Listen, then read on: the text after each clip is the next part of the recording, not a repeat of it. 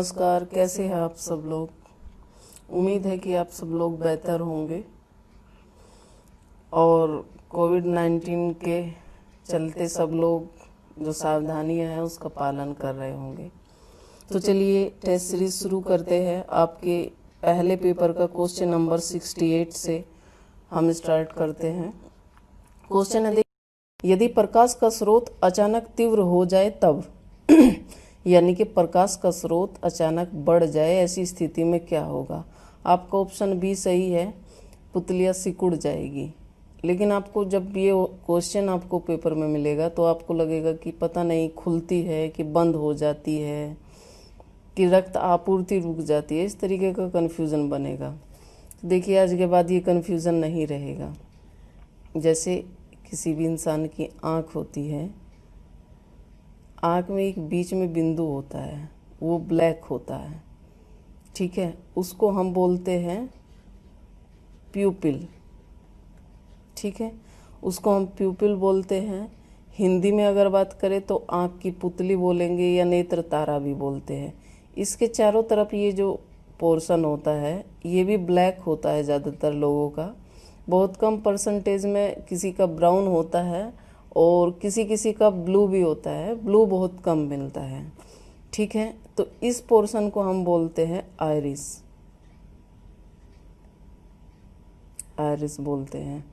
इसमें होता क्या है कि दो स्थिति होती है, या तो प्रकाश तेज हो यानी कि प्रखर प्रकाश हो, और या फिर प्रकाश मंद हो। मंद प्रकाश की हम बात करें पहले, फिर प्रखर प्रकाश की बात करते। देखिए मंद प्रकाश में क्या होता है कि आप जब भी कोई चीज़ देखते हैं, हालांकि साफ नहीं दिखती है, लेकिन ऐसा नहीं होता है कि आपको बिल्कुल भी अंधेरे में कुछ ना दिखाई दे, ठीक है। आपकी आंखों में एक वीपीआर होता है, ठीक है। जो वीपीआर होता है ये विजुअल पर्पल रोडाप्सिन होता है, विजुअल पर्पल रोडाप्सिन। ये आँखों में अंधेरे में ये कार्य करता है, अंधेरे में देखने का कार्य इसी के द्वारा होता है, वीपीआर का। यानी कि जब हम अंधेरे में होते हैं या मंद प्रकाश में होते हैं तो हमारी आंखों में ये वीपीआर बनता है। जिनकी आंखों में ये वीपीआर अत्यधिक बनता है उनको अंधेरे में भी एकदम साफ दिखाई देता है। जैसे आपने उल्लू देखा होगा, चमगिद्दड़ देखा होगा, इन लोगों को जो है रात में भी साफ दिखाई देता है। तो इनकी आंखों में वीपीआर काफ़ी मात्रा में होता है। और यही वीपीआर जब हम प्रखर प्रकाश में आते हैं तो ये वीपीआर आपका नष्ट हो जाता है। जैसे किसी गुब्बारे की हवा निकल जाए तो गुब्बारा सिकुड़ जाएगा। इसी तरीके से जैसे ही हम प्रखर प्रकाश या तेज प्रकाश में आते हैं तो ये वीपीआर नष्ट हो जाता है और हमारी आँख की पुतलियाँ जो है सिकुड़ने लगती है। फिर हम अंधकार में अगर जाए तब फिर ये ऑटोमेटिक जो है वीपीआर बनने लगेगा और हमारी आँख की पुतलियाँ जो है खुल जाएगी। नेक्स्ट क्वेश्चन देखते हैं 69। आइंस्टीन निम्नलिखित में से कौन वाद्य यंत्र बजाने में निपुण थे। आपका ऑप्शन सी सही है, वो वायलिन भी बजाते थे और पियानो भी बजाते थे। लेकिन उन्हीं के एक लेख में बताया गया है कि वो बजाने के शौकीन थे और बजाते भी थे, लेकिन बहुत बेकार बजाते थे, कोई सुन नहीं पाता था, इतना बेकार बजाते थे। खैर चलिए ये बात आगे देखिए। आइंस्टीन के बारे में कुछ जानिए जहाँ से क्वेश्चन भी आता है। आइंस्टीन का अगर नॉर्मली जाने तो ये जर्मन में पैदा होते हैं और इनकी मृत्यु जो है यूएसए में ये मरते हैं। न्यू जर्सी में इनकी मृत्यु होती है। जाति से ये यहूदी थे। और अगर इनके कार्य क्षेत्र की बात करें कि किस क्षेत्र में इन्होंने कार्य किया, तो भौतिकी और दर्शन के क्षेत्र में इन्होंने कार्य किया। और 1921 बहुत बार पूछा जाता है, आइंस्टीन के कई वो दे दिए जाते हैं, उसमें पूछा जाता है कि आइंस्टीन को नोबेल पुरस्कार किस क्षेत्र में मिला। तो 1921 में इनको प्रकाश वैद्युत प्रभाव के क्षेत्र में इनको नोबेल पुरस्कार दिया गया था। बाकी इन्होंने कहाँ कहाँ पे काम किया, जैसे सापेक्षता और विशिष्ट आपेक्षिकता का सिद्धांत दिया, द्रव्यमान ऊर्जा समतुल्यता का सिद्धांत दिया, ब्राउनी गति का सिद्धांत दिया। लेकिन इनको भौतिकी का नोबेल पुरस्कार किस क्षेत्र में मिला, यानी कि प्रकाश वैद्युत प्रभाव में जो है सिद्धांत में इनको नोबेल प्राइज मिला। नेक्स्ट क्वेश्चन देखिए, क्वेश्चन नंबर 70। निम्नलिखित में से कौन विषैली छिपकली है। देखिए हेलोडर्मा आपकी हेलोडर्मा जो है विषैली छिपकली है। ड्रैको की बात करें तो ड्रैको आपकी उड़ने वाली छिपकली है। आफिसारस की बात करें तो आफिसारस आपकी सांप की जैसी छिपकली रहती है, सांप की तरीके की होती है। और बैरेनस की बात करें तो ये ज़मीन के अंदर पाई जाती है। छिपकली में क्या होता है कि छिपकली के नाक नहीं होता है, नाक जो होता है उनकी जीभ में ही होता है। जो कार्य नाक का होता है वो जीभ से ही करती है। और सबसे खास बात क्या होती है कि इनकी पूंछ कितनी बार भी कट जाए वो पुनः निर्मित हो जाती है, यानी कि पुनः छिपकली को पूंछ मिल जाती है। तो ये कोई कारण होगा तभी ना पूंछ बन पाती है। तो इसको बोलते हैं रिजेनरेशन क्षमता। तो उसमें रिजेनरेशन क्षमता पाई जाती है छिपकली में, इसलिए उसकी पूंछ पुनः दोबारा से आ जाती है। नेक्स्ट क्वेश्चन देखिए 71, बाजार मूल्य पर राष्ट्रीय आय प्राप्त होती है। इसमें आपका ऑप्शन बी रहेगा सही। सभी वस्तुओं और तथा सेवाओं के मूल्यों को जोड़कर तथा परिधानों को घटाकर। अब कुछ लोग हैं कि परिधानों को नहीं समझ में आया होगा कि परिधानों मतलब क्या होता है। परिधानों मतलब होता है आपका सब्सिडी, ठीक है, जो सब्सिडी हमें सरकार की तरफ से मिलती है उसी का हिंदी में अर्थ होता है परिधानों, या अर्थ सहायता भी उसको बोल देते हैं। देखिए होता क्या है कि आपने एक सूत्र देखा होगा बाजार मूल्य पर, थोड़ा यहाँ लिख देते हैं,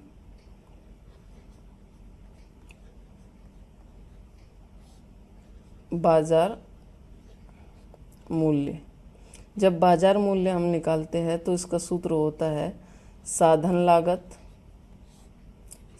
लागत प्लस इसमें जोड़ दिया जाता है अप्रत्यक्ष कर और माइनस सब्सिडी इसमें से घटा दी जाती है। ये पूछा गया है कि बाजार मूल्य पर राष्ट्रीय आय कैसे प्राप्त होती। जब हम बाजार मूल्य पर एनएनपी निकालेंगे तो हम साधन लागत पे ही एनएनपी को देखेंगे।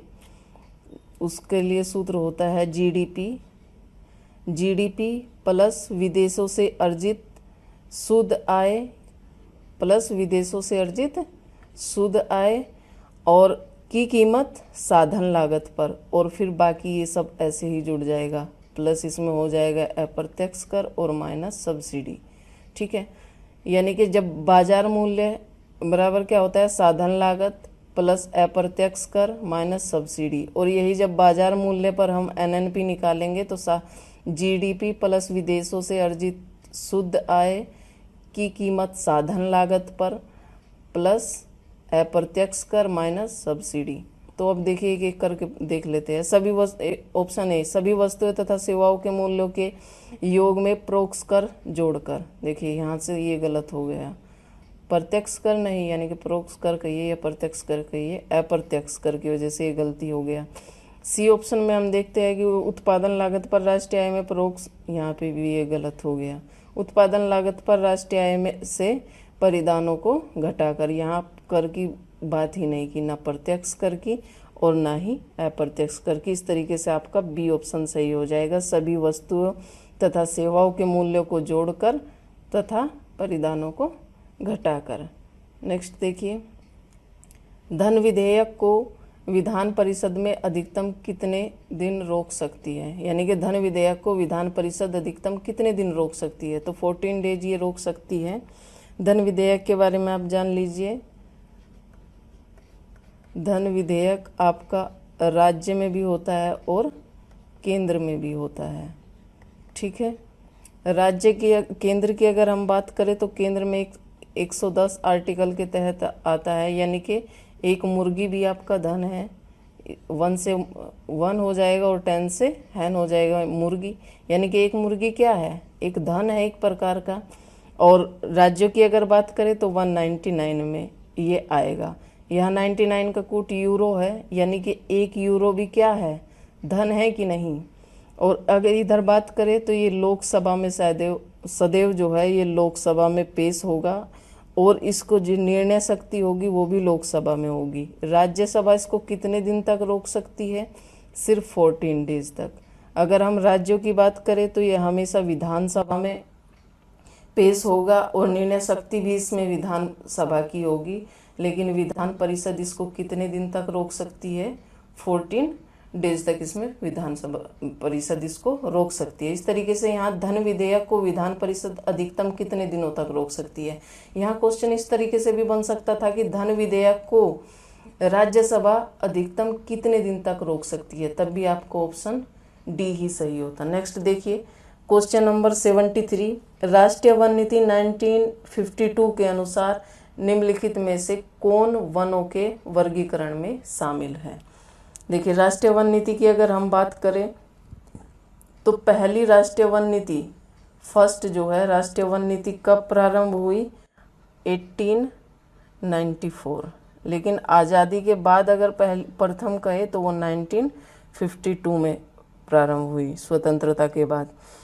इसमें होता क्या था कि इसमें किस किस को जोड़ा गया था, इसमें वन वृक्ष वन भी थे, ग्राम वन भी थे, संरक्षित वन भी थे, और एक और था इसमें प्लस कर लीजिए राष्ट्रीय वन। इसमें चौथी चीज क्या थी, राष्ट्रीय वन। ये चार चीजें जोड़ी गई थी वनों के वर्गीकरण में, वन वृक्ष वन, राष्ट्रीय वन, संरक्षित वन और ग्राम वन। और इसी राष्ट्रीय वन नीति 1952 के तहत कहा गया था कि संपूर्ण भौगोलिक क्षेत्र का 1/3 जो है वन आच्छादित होना चाहिए। नेक्स्ट क्वेश्चन देखिए, भारत में कृषि वर्ष माना जाता है। 74 क्वेश्चन, भारत में कृषि वर्ष माना जाता है। इसमें आपका ऑप्शन सी सही होगा, 1 जुलाई से 30 जून तक। देखिए ये वर्ष जो है 3 वर्ष आप एक साथ याद करिए ताकि कभी कंफ्यूजन ना हो। कृषि वर्ष पूछे तब भी 1 जुलाई से 30 जून तक आप आंसर दीजिए, और आरबीआई का लेखा वर्ष पूछे तब भी आप 1 जुलाई से 30 जून तक का बताएंगे। लेकिन अगर भारत सरकार का वित्त वर्ष पूछ लिया जाए, अक्सर ये क्वेश्चन पूछते रहते हैं और जो है ये क्वेश्चन कन्फ्यूजन की स्थिति में गलत हो जाता है। भारत सरकार का वित्त वर्ष कहा जाए तो ये 1 अप्रैल से प्रारंभ होता है 31 मार्च तक। ये 1 अप्रैल से प्रारंभ होता है और 31 मार्च तक। अब आप कन्फ्यूजन मत क्रिएट करिए, तीनों को एक ही जगह पर अपने टेस्ट पेपर पे लिख लीजिए, यानी कि कृषि वर्ष पूछे या फिर आरबीआई का वर्ष पूछे, लेखा वर्ष, तो आप क्या बताएंगे, 1 जुलाई से 30 जून तक। भारत वित्त वर्ष पूछे, भारत सरकार का वित्त वर्ष पूछे तो 1 अप्रैल से 31 मार्च तक। देखिए अगर इसको कूट की सहायता से आप एकदम फिक्स करना चाहते हैं तो आप लोग जानते हैं कि इस समय हमारी वित्त मंत्री कौन है, निर्मला सीतारमण जी। 1 अप्रैल कौन सा महीना पड़ता है, 4 तो इसको हम क्या एक साथ लिख लेंगे 14। 31 मार्च कौन सा महीना पड़ता है आपका, 3, ठीक, और इसको हम लिख लेंगे 313। इसका कूट क्या है, किला, ठीक, और इसको जब हम एम टी या डी और एम से जोड़ेंगे तो इससे शब्द निकल के आ जाएगा मैडम, ठीक है। आपकी वित्त मंत्री कौन है, निर्मला सीतारमण। आप कभी नहीं भूलेंगे अगर आप इसको एक वर्ड में याद कर लेंगे कि मैडम निर्मला सीतारमण को ही किले से वित्त निकालने का अधिकार है। मैडम निर्मला सीतारमण को ही किले से वित्त निकालने का अधिकार है। पहला आपका तारीख है, दूसरा महीना है, यानी कि 1 तारीख और चौथा महीना। यहाँ 31 तारीख और तीसरा महीना। अब 31, इतना तो कन्फ्यूज़न नहीं होगा कि 31 महीना है कि 13 महीना, क्योंकि महीने 12 ही होते हैं। तो मैडम निर्मला सीतारमण को ही किले से वित्त निकालने का अधिकार है। इस तरीके से अगर आप भारत सरकार का वित्त वर्ष याद रखेंगे तो आपको आरबीआई का लेखा वर्ष और कृषि वर्ष में कन्फ्यूज़न नहीं होगा। तो आप एक को फिक्स कर लीजिए, दूसरे के साथ कन्फ्यूज़न नहीं होगा। नेक्स्ट क्वेश्चन देखिए, कपास की खेती की जाती है। तो देखिए कपास की खेती उपयुक्त सभी में की जाती है। किलीगुल मोहम्मद क्षेत्र, ये आपका बलूचिस्तान पाकिस्तान में पड़ता है, PK। ये भी आपका पाक में पड़ता है, यानी कि पाकिस्तान, और ये भी आपका पाकिस्तान में पड़ता है। ये तीनों क्षेत्र आपके पाकिस्तान के हैं और ये तीनों कपास की खेती के लिए जाने जाते हैं। देखिए, कपास को जो है सफ़ेद सोना भी कहा जाता है और ये नकदी फसल में आता है। विश्व में कपास उगाने वाले में सिंधु जो है, सिंधुवासी प्रथम थे। यानी कि अगर किसी से क्वेश्चन बने कि सर्वप्रथम कपास की खेती किसने की, तो सिंधुवासियों ने की। ठीक। मेहरगढ़ के लिए एक और आप याद कर लीजिए, हमेशा के लिए बहुत बार पूछा गया है कि पूछा जाता है कि सर्वप्रथम कृषि के साक्ष्य कहाँ मिले, तो सर्वप्रथम कृषि के साक्ष्य मेहरगढ़ से मिले। कपास की खेती की जाती है, इन तीनों में से कोई भी ऑप्शन दे आपके वही सही होगा। तीनों को एक साथ दे तो उपयुक्त सभी सही होगा। नेक्स्ट क्वेश्चन देखिए, ग्रीनविच मीन टाइम गुजरती है, यानी कि जीएमटी। जीएमटी किस किस देश से गुजरती है? जीएमटी का दूसरा नाम है प्रधान याम्योत्तर रेखा, भी इसको बोला जाता है।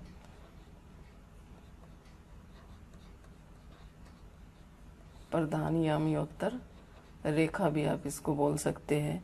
एक नाम और है अंतर्राष्ट्रीय मानक समय, IST भी इसको बोला जाता है, और इसी से जो है समय का निर्धारण किया गया है, इसी रेखा से, GMT से। और ये लंदन, इंग्लैंड के लंदन से गुजरती है। इंग्लैंड के निकट ही 0 देशांतर पर ये स्थित है। इसको आप कभी, आपको इसमें अलग अलग देश बदल के दे दिए जाएंगे और पूछ लिया जाएगा, तो इसलिए इसको आप फिक्स याद कर लीजिए। यानी कि कैसे करेंगे, प्रधान की बीबी क्या है, मस्त है, उसकी GF से। ठीक, यानी कि प्रधान की बीबी मस्त है, उसकी GF से। प्रधान से क्या हो जाएगा आपका, प्रधान याम्योत्तर रेखा हो जाएगा। बी से आपका क्या हो जाएगा, ब्रिटेन हो जाएगा, और दूसरे बी से क्या हो जाएगा आपका, बुर्किना फांसो हो जाएगा। एम से आपका माली हो जाएगा, ए से अल्जीरिया हो जाएगा, और अंटार्कटिका हो जाएगा। एस से आपका क्या हो जाएगा, स्पेन। टी से टोगा, और जी से घाना, एफ से फ्रांस। इस तरीके से आप सारे एक साथ याद रख लेंगे और आपको कन्फ्यूज़न नहीं होगा। देखिए, यहाँ एम से माली था और ए से अल्जीरिया था, ये दोनों आपके कर्क रेखा से भी गुजरते हैं। कभी पूछ लिया जाए कौन से देश कर्क रेखा और ग्रीनविच मीन टाइम से गुजरते हैं, और ऑप्शन में आपका रहे कि अल्जीरिया, माली, और तीसरा ऑप्शन डाल दिया जाए मेडागास्कर, और चौथा डाल दिया जाए AB दोनों, तो आपका AB दोनों हो जाएगा। यानी कि माली और अल्जीरिया आपका कर्क रेखा से भी गुजरता है और GMT से भी गुजरता है। नेक्स्ट क्वेश्चन देखिए, हेरोडोटस, पहले भी आपको बताया जा चुका है एक क्लास में। हेरोडोटस ने सर्वप्रथम भारत के लिए कौन सा शब्द प्रयोग किया? तो देखिए, इन्होंने इंडिया प्रयोग किया था। हेरोडोटस क्या थे? ये जो थे ग्रीक भूगोलवेत्ता और इतिहासकार थे। और ग्रीक लोग, देखिए सबकी अलग अलग भाषा होती है, तो ग्रीक लोग जो है, जैसे मथुरा को क्या बोलते थे, मेटोरा बोलते थे वो लोग, मथुरा को मेटोरा बोलते थे। सिंधु को क्या बोलते थे, इंडस बोलते थे, और इसी से निकल के आया इंडिया। इंडस बोलते थे क्योंकि सिंधुवासी थे, तो इंडस यानी कि इंडिया, यहीं से निकला। और हेरोडोटस की बात करें तो हेरोडोटस के पिछले पेपर में मैंने आपको बताया भी था कि एक बहुत ही फेमस बुक थी, हिस्टोरिका, इन्होंने लिखी थी। और ये ग्रीक कहिए या फिर यूनान कहिए कि प्रथम इतिहासकार थे और भूगोलवेत्ता भी थे। संस्कृत नाम इनका था हरिदत्त। संस्कृत नाम कभी पूछ लिया जाए हेरोडोटस का, तो इनका संस्कृत नाम हरिदत्त था। नेक्स्ट क्वेश्चन देखिए, निम्नलिखित में से किसने कलकत्ता के विशेष अधिवेशन में महात्मा गांधी के असहयोग के प्रस्ताव का समर्थन किया था? तो देखिए किसने समर्थन किया था, आपका ऑप्शन डी सही है, मोतीलाल नेहरू। देखिए असहयोग, जिन लोगों ने हिस्ट्री की क्लास की होगी उन्हें पता होगा कि ये अधिवेशन कब हुआ था, 1920 में हुआ था। और असहयोग आंदोलन भी 1920 में चलाया गया था, यानी कि आंटी सहयोग नहीं करेगी। 1920 में 2 अधिवेशन होते हैं। एक आप देखे है कि कलकत्ता में होता है, ये विशेष अधिवेशन था। और जो सामान्य तौर पर कांग्रेस अधिवेशन होते आ रहे थे, वो सामान्य अधिवेशन भी हुआ था जो नागपुर में हुआ था। नागपुर में इस विशेष अधिवेशन की अगर हम बात करें तो इस विशेष अधिवेशन की अध्यक्षता किसने की थी, तो इसकी अध्यक्षता की थी लाला लाजपत राय। लाला लाजपत राय ने की थी। और नागपुर अधिवेशन की स्थापना सी विजय राघवाचार्य ने की थी। नागपुर अधिवेशन की स्थापना किसने की थी, अध्यक्षता किसने की थी, सी वी राघवाचार्य। तो देखिए आप भूलिएगा मत, 1920 में 2 अधिवेशन होते हैं, एक कलकत्ता में विशेष अधिवेशन होता है और एक नागपुर में सामान्य अधिवेशन होता है। इसमें पूछा है कि विशेष अधिवेशन में महात्मा गांधी के असहयोग के प्रस्ताव का समर्थन किसने किया था, तो मोतीलाल नेहरू ने इनके असहयोग का समर्थन किया था। विशेष अधिवेशन की अध्यक्षता लाला लाजपत राय ने की थी और नागपुर सामान्य अधिवेशन जो चल रहे थे उसमें से हुआ था नागपुर में, उसकी सी विजय राघवाचार्य ने की थी। आज की क्लास यहीं पे रोक देते हैं। जिन लोगों ने चैनल सब्सक्राइब नहीं किया वो लोग सब्सक्राइब करें, लाइक करें, शेयर करें। धन्यवाद।